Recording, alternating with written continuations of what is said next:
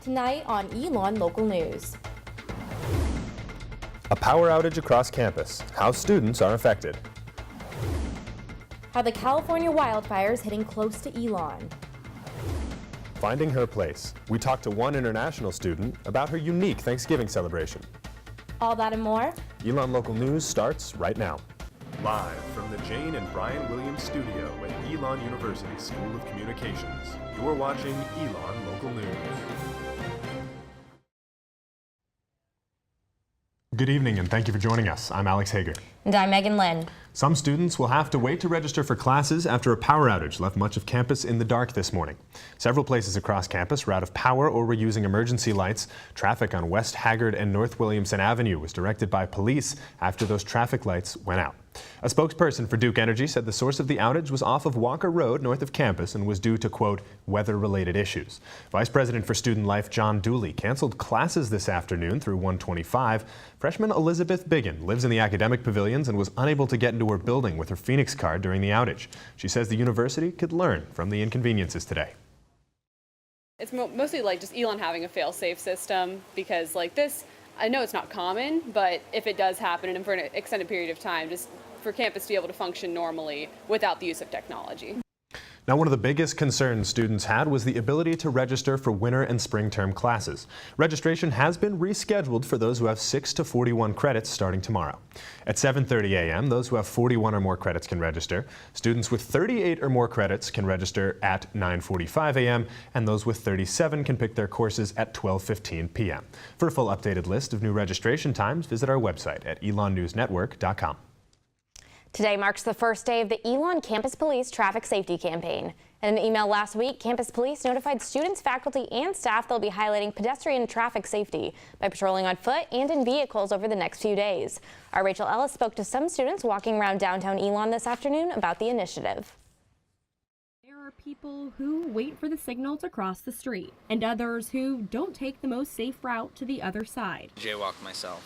An email from Elon Campus Police notified students, faculty, and staff about the week-long pedestrian and safety traffic initiative on campus. The campaign will focus on pedestrian and traffic safety to help prevent, quote, aggressive and unsafe driving, as well as pedestrian crossing violations. But for some students on campus, it's jaywalking that they see most often. A lot of the people that do it aren't going to change just because the police are like, hey, that's not smart. Because I mean, no one's doing it because they're like, I want to get hit by a car today, or I want the thrill of almost getting hit by a car. They're doing it because they got to get to class sometimes.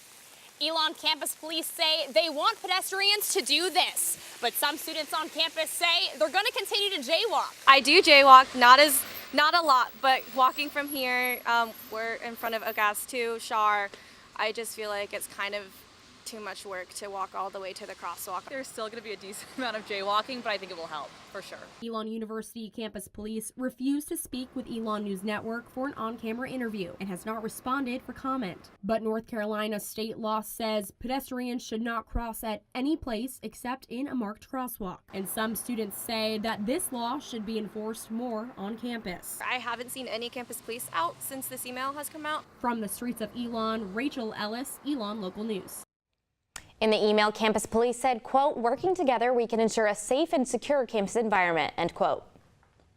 In its first few days, there have been more than 4,000 swipes into Payway and more than 2,000 into Village Juice. Those are the new retail locations in the upstairs of McEwen Dining Hall. And while a lot of students are loving the new eats, freshman Sam Aberbach says the high prices might not be worth it. I wish it was less. I would go there more. Because I went to Biscuitville today and I was like, whatever, like, and I didn't really think about it, but like, about Village Juice and like, Payway, like I think about it because it's more expensive.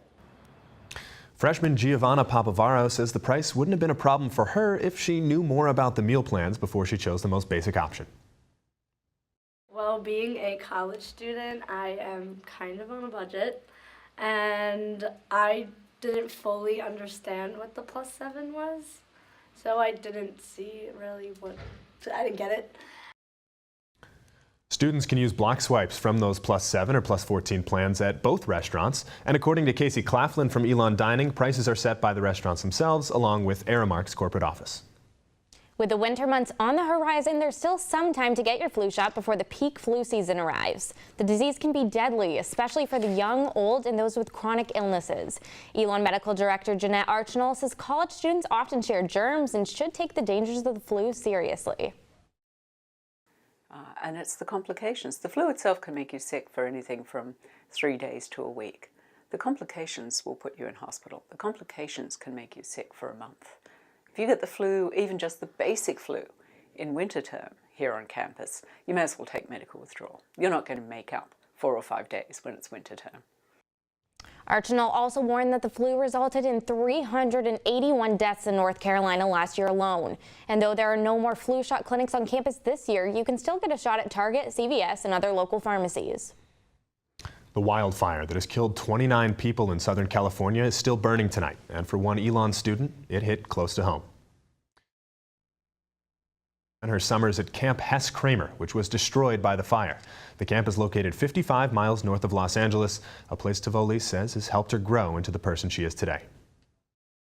It feels like my childhood's dissipating, which sounds weird to say, because obviously those memories will stay forever, and it has given a lot of people the opportunities to grow and come into who they are, not just as a Jew, not just as a religious person, but as a human being. Tivoli says effects of this tragedy stretch further than California. She wants to tell the Elon community why they should care. As awful as this is about to sound, tragedy happens everywhere. And if you don't care just because it's not affecting you, who's going to care when it does affect you? As of tonight, California remains under a state of emergency. The Elon community is still reflecting on the sacrifices made by our country's veterans, but many might not realize that one veteran walks among the community every day. Our Melissa Beck has the story. For me, Veterans Day is always a day of, just well-wishing and reflecting, on what it's like to be in the military. Entering the Navy just one day after he graduated high school, Elon professor and U.S. Navy veteran Rodney Parks has served as a medic in both Sicily and during Desert Storm in Egypt. One of his hardest experiences was not being able to return home. I remember even my grandmother passed away not coming back from the military at that point because I was, literally at that point I was in Egypt. There was nobody to replace me, and so, you have to make sometimes those really hard decisions. After 8 years of service, Parks taught medical military classes to other people entering the Navy.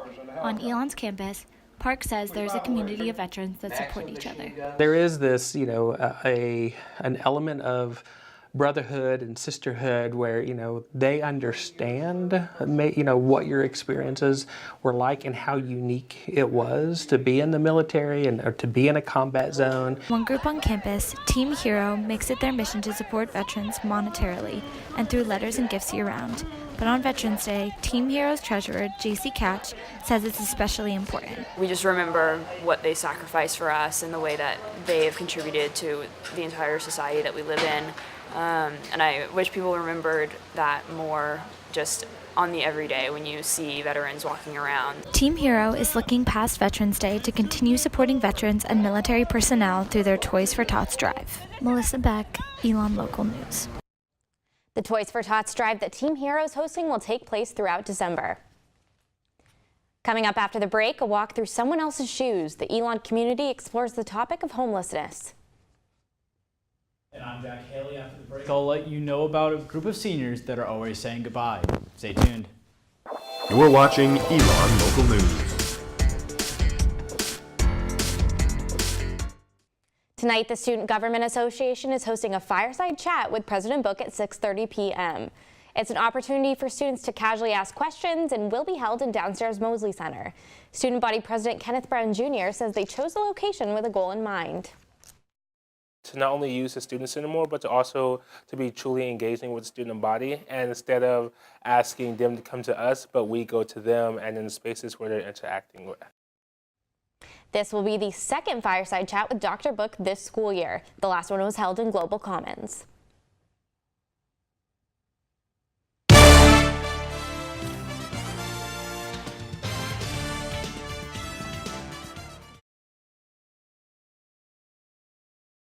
with the UNC Tar Heels coming in to open up Schar Center for that basketball game. Did you catch any of that one? I did. I had high hopes with the big turnout and all the students that were cheering on our team, painted Elon on their chest. We went all out, but we didn't make it. It was a lot of fun, regardless, even of the result. But the basketball team's been stealing a lot of the thunder lately, but we can't forget the football team's still in action. You've been following them this year? Yeah, a little bit. They're having an impressively pretty good season. Yeah, they have been really rocking it this year, and potential for playoffs coming up. And the season at home is over, barring the playoffs, and I understand our Jack Haley has a little bit more on that. Jack, take it away with sports. Alex and Megan, thank you. Elon football is now number 12 in the coaches poll after losing 41-10 to Townsend on Saturday.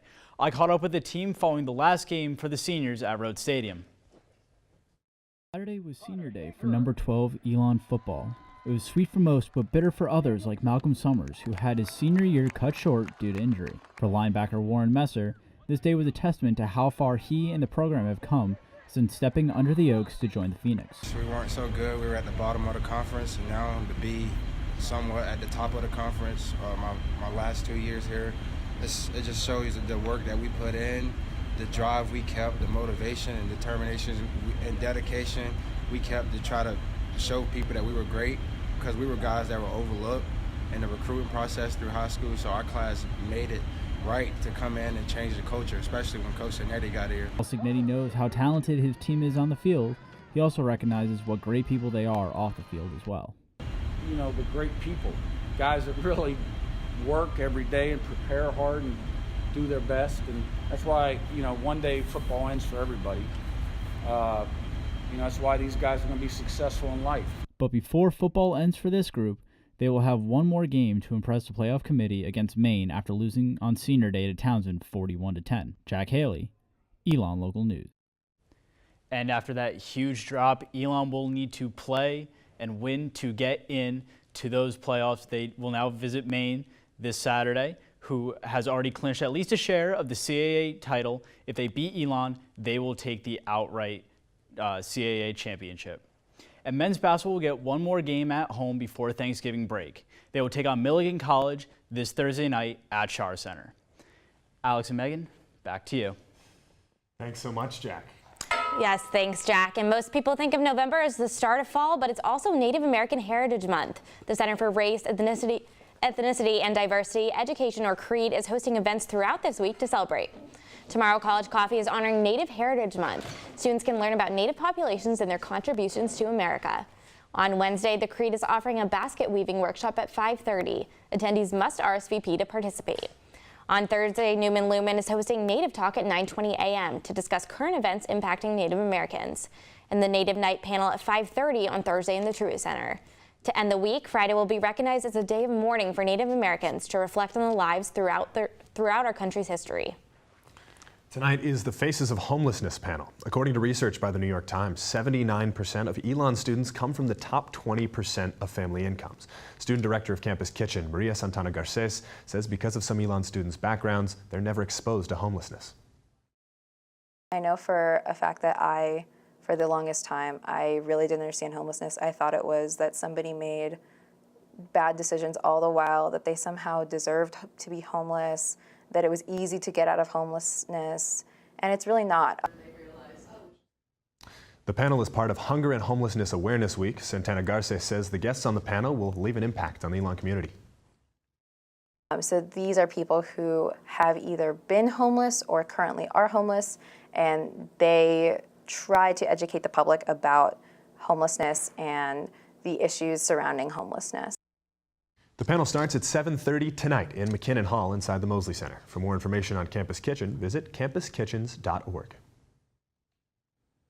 After the break, I'm going to be telling you when this rain is going to go away. Stay tuned.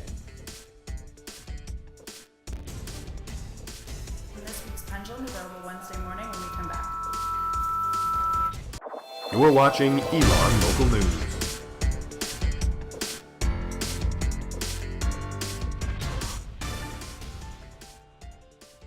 Welcome back. This Friday marks the beginning of Thanksgiving break for students. If you live in an on-campus dorm, resident halls will close Saturday, November 17th at 10 a.m. and reopen Sunday, November 25th at 10 a.m. Students who leave should unplug their outlets and close their blinds. If you are planning on staying, be aware that many on-campus dining options will not be open. If you need to come back to campus early, the deadline to submit that request is today.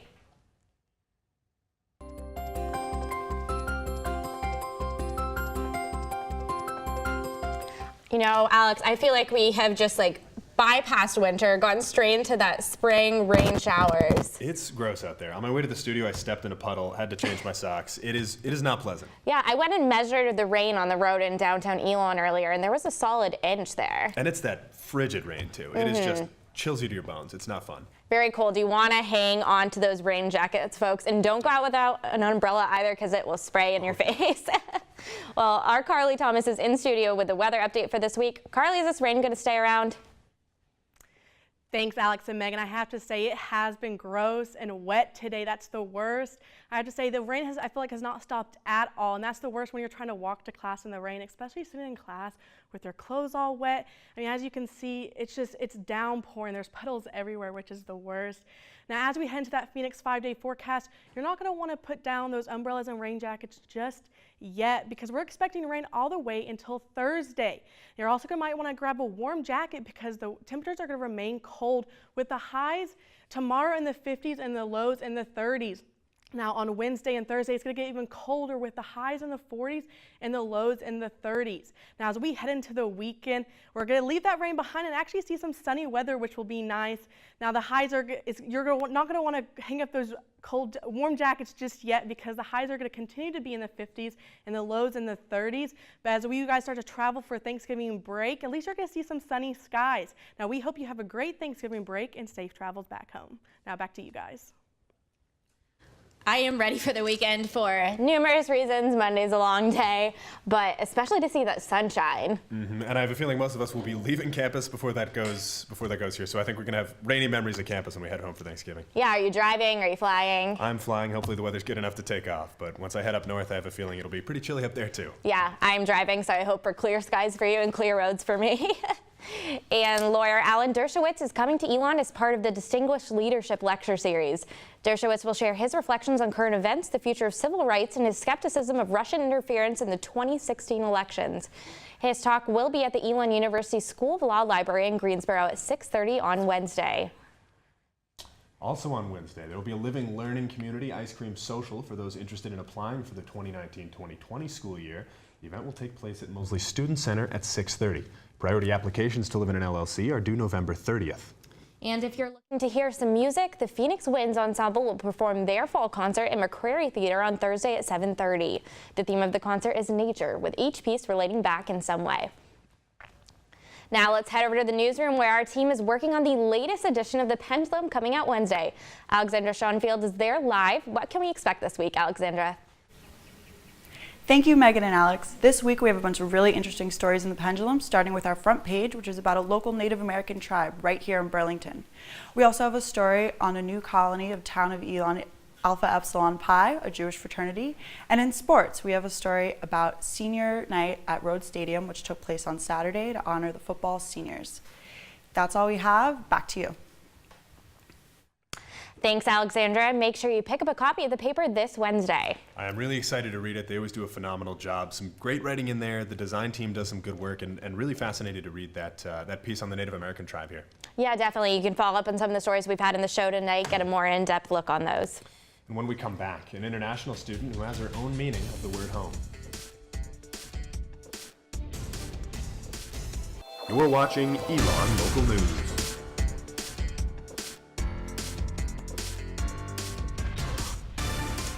Alex, this is the last week of class before Thanksgiving break. As we talked about before, you're heading up to Connecticut. What are you looking forward to? What's your family doing? I'm looking forward to the fall foliage up in New England. I'm looking forward to a little high school football on Thanksgiving Day, and I got some family coming in from out of town, so I'm excited. Yeah, that sounds really fun. I know for me, huge Thanksgiving tradition is to go ahead and start decorating for Christmas. My mom likes to get on it early, so we already have a few decorations up. And for international students, their celebrations look a little bit different. I spoke with one Elon student who's balancing several homes across the world. I just turned 20 and I've already been to 4 continents. Like, it's amazing. Not only has junior Cecile Ferreira been to 4 continents, she's lived in them. Born in France, she's lived in Singapore, Portugal, and now North Carolina. Ferreira transferred to Elon from a university in France this semester. With her mom in Portugal and her dad in Texas, she's sad she can't be with her whole family over Thanksgiving break. Sometimes it feels kind of lonely because you can't see the people who you love the most. She'll be spending the break with her dad in Texas, where they plan to celebrate Thanksgiving for the first time at home. We're gonna try to cook a turkey. I don't know how that's gonna end up, but we're gonna try. She says having events with other international students at Elon helps her to cope with being away. It's easier to know that you're not alone, feeling homesick and feeling like you just want to go home sometimes. The holidays can be hard away from home, and for Ferreira, this season includes her birthday. She says her friends helped make her day special at Elon. I was in bed with my dad on the phone because he wanted to make sure that he was the first one to say happy birthday. Then my roommate comes, she's like, Cecile, there's a problem, hurry up. So I'm in my PJs, looking very bad. And then I see them and they're with a cake and I'm like, oh, that's the cutest thing. And even though her parents aren't together, they came together for her. I'm coming out and my mom's hiding behind a pool and I'm like, what are you doing here? And she's like, oh, can I get a hug? I'm like, but I don't understand. How are you here right now? I talked to you, you said you were in Portugal. She was like, oh yeah, I lied. Ferreira says she's holding out to see them both again until the next celebration. Kind of Thanksgiving for you is my Christmas is where you have this huge table, all the family comes to have a meal together. There's good food, there's good people. And until she can see her family again. Counting down the days, yeah, I'm waiting for Christmas.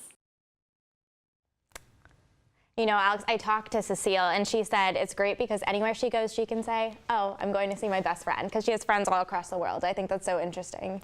That's phenomenal. And it's one of those people who's here at Elon and, you don't know their whole backstory until you get to know them. And she's going to be going home for Thanksgiving. And while a lot of us are home for Thanksgiving, Elon football will be having their last game of the season. On this coming Saturday, they'll be taking on, or the next Saturday, they'll be taking on Maine. And Jack Haley joins us now at the table to talk a little bit about more what that game means.